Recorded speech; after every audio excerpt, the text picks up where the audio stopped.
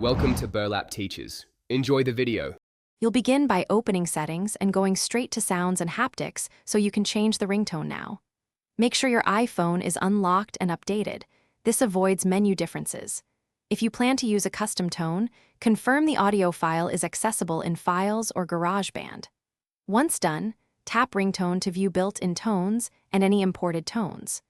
This step puts you at the control screen where selection and assignment happen, so you don't waste time navigating elsewhere. Next, decide whether to pick a built-in sound or import your own. Tap a ringtone to preview it and listen for clarity and length.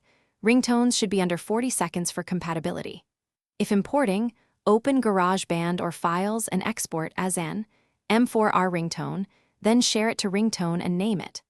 Once the tone appears in the ringtone list, tap it to set it as your default or open a contact to assign that tone specifically. This guarantees the sound plays exactly where you want it.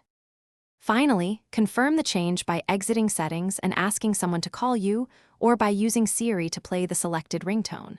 If the new tone doesn't appear, make sure the file is M4R and that you completed the Share right arrow ringtone export. Re-export via GarageBand if needed. If sound goes to headphones or a speaker, toggle Bluetooth and test again because audio may be routed elsewhere. Restarting the iPhone often resolves lingering detection issues and ensures the ringtone is active. Thanks for watching. Consider subscribing if this video helped you.